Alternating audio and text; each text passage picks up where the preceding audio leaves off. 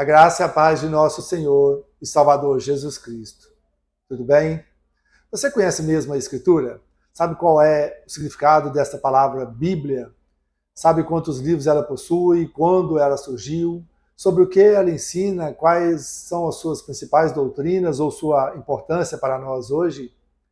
Venha comigo nesse vídeo que nós vamos falar sobre tudo isso. Amém? Então, nós vamos começar essa nova série de vídeos agora sobre as principais doutrinas cristãs básicas. Eu quero começar esse vídeo de hoje com algumas passagens. A primeira, Deus diz em 2 Timóteo, no capítulo 3, os versos 16 e 17, que toda a Escritura ela é inspirada por Deus, ela é útil para o ensino, para a repreensão, para a correção, para a educação na justiça, para que todo servo e toda serva de Deus sejam perfeitos e perfeitamente habilitados para toda boa obra. Ou seja, é toda a Escritura.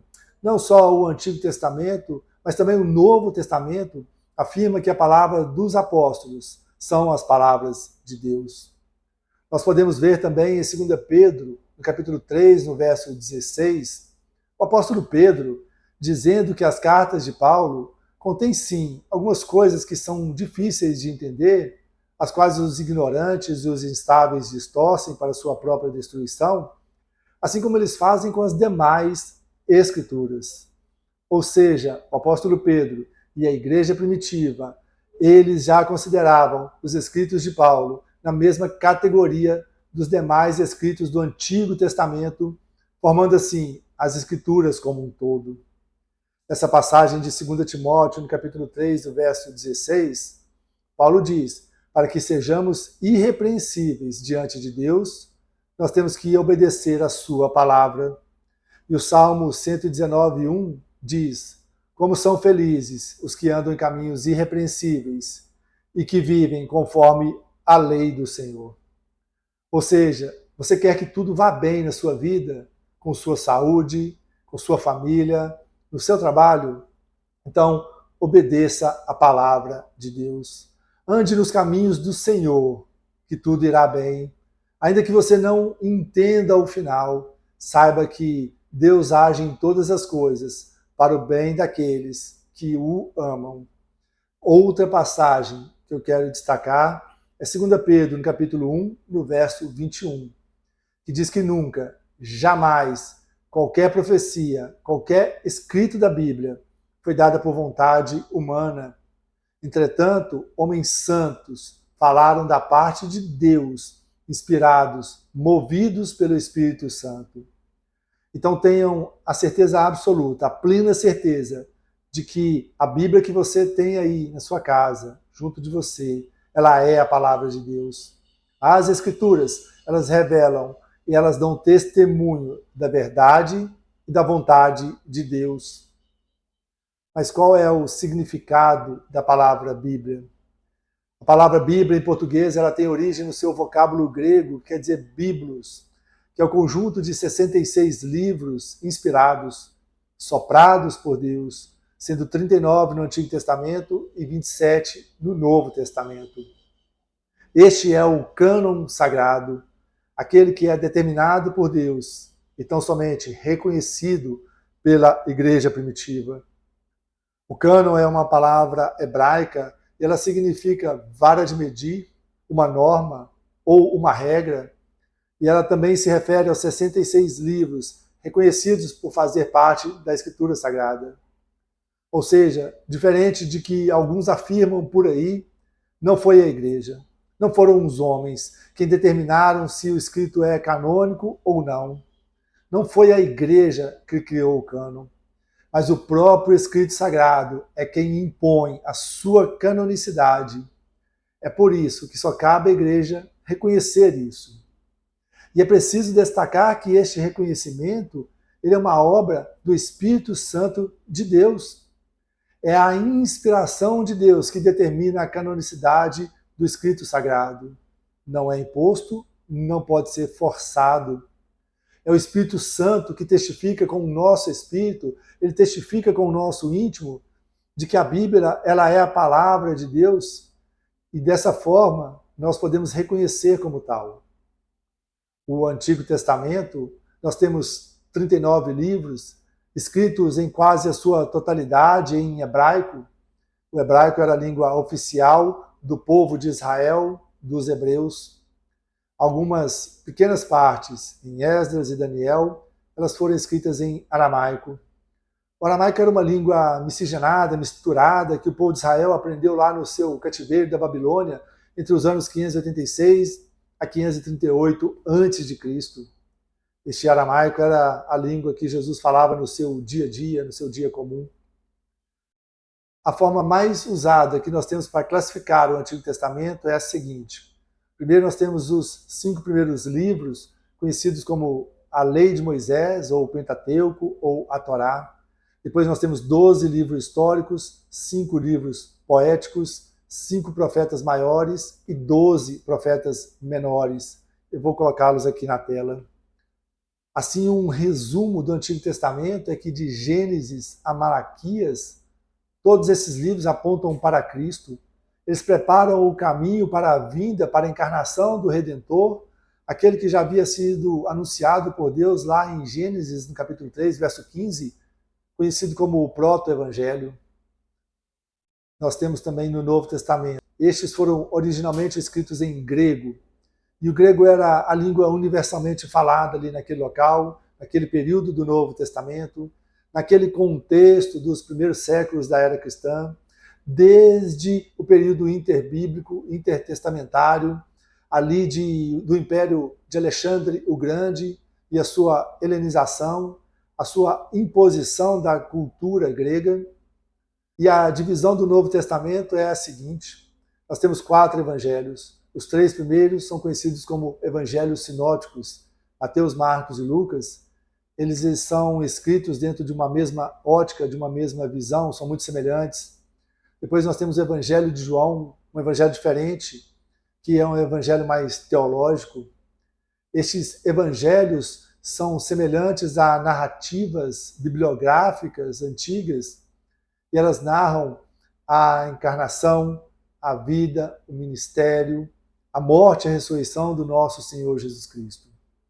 Nos evangelhos nós temos a manifestação de Cristo como o Deus-homem, plenamente Deus e plenamente homem.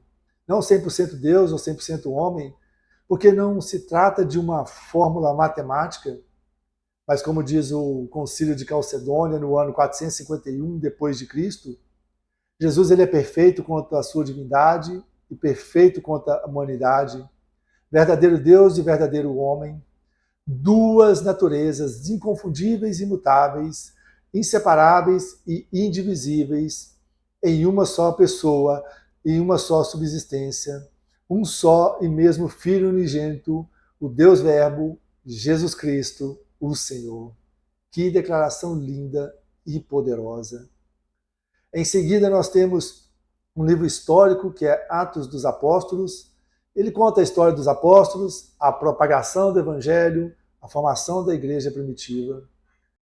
Depois nós temos 21 cartas ou epístolas, sendo as 13 primeiras escritas pelo apóstolo Paulo e as 8 seguintes por outros escritores bíblicos. Nessas cartas, nós temos a explicação dos ensinamentos de Cristo para a igreja e para as pessoas, através dos apóstolos que escreveram ali, inspirados pelo Espírito Santo. E por último, nós temos um livro apocalíptico ou profético, escrito pelo apóstolo João. Nós temos ali as revelações das últimas coisas que já estavam acontecendo no período de João, como estão acontecendo hoje em dia e que ainda acontecerão, referentes à igreja de Cristo aqui na Terra. Mas qual é a importância desta Bíblia? Meus queridos, a Bíblia é o único livro cujo autor, que é Deus, ele está presente conosco quando nós a lemos, ele está ao nosso lado quando nós meditamos nela. Como palavras reais do próprio Deus, as palavras da Escritura são muito mais do que simplesmente verdadeiras, elas são a própria verdade de Deus. E o próprio Senhor Jesus Cristo, ele disse isso em João 17, no versículo 17, Pai, santifica-os na verdade, porque a tua palavra é a verdade. É por isso que a Escritura é a nossa única regra de fé e prática, é o nosso manual para aqueles verdadeiros cristãos, pela qual Deus nos guia e Deus nos orienta na nossa jornada cristã aqui na Terra. A Escritura nos permite conhecer mais sobre Deus, nos ajuda a ter intimidade com Ele, bem como entendermos qual é a sua soberana, perfeita, boa e agradável vontade para nós. Essa Bíblia, meus queridos, ela foi escrita em locais totalmente diferentes, formando um todo indivisível, sem erros ou contradições, porque ela é inerrante, ela não falha, ela é infalível e ela é suficiente para a nossa vida cristã. Nós vamos falar mais sobre isso no segundo vídeo. Tudo que a Bíblia ensina, seja religioso, moral, social ou ético, ela é absolutamente verdadeira. Mas essas verdades da Bíblia não exigem que ela nos relate todos os eventos descritos ali com uma exatidão científica. Tampouco exige que a Bíblia nos conte tudo o que nós poderíamos saber sobre todos os assuntos, sobre todas as coisas. Não, ela não é um dicionário, ela não é uma Barça, ela não é um tratado de ciências, de geografia ou de física. A Bíblia nunca afirmou ser nada disso. Na verdade, ela foi escrita por homens comuns, em uma linguagem comum, no estilo comum próprio de cada um deles. Apresenta uma visão fenomenológica da percepção do observador daquele contexto, e não com a visão que nós temos hoje, com o avanço da ciência ou da tecnologia, até porque isso seria um anacronismo.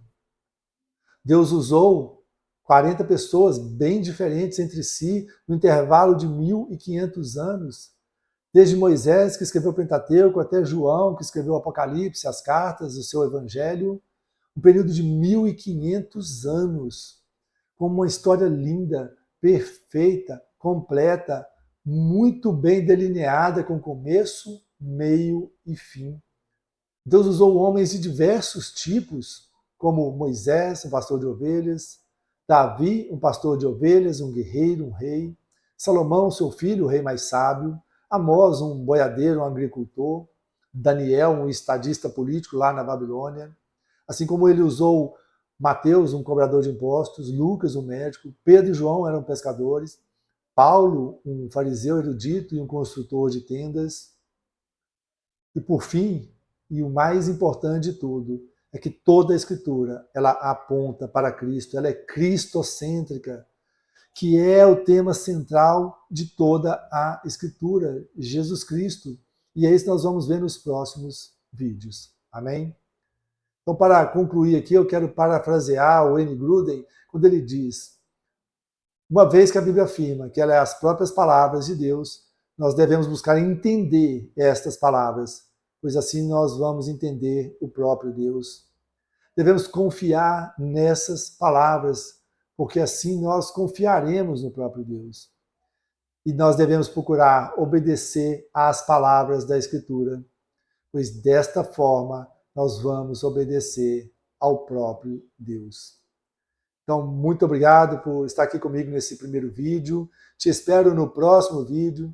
Nós vamos dar continuidade ao tema da Bíblia, sobre a quantidade, quais são os livros na Bíblia protestante, na Bíblia católica, sobre os apócrifos, sobre revelação, inspiração e por aí vai.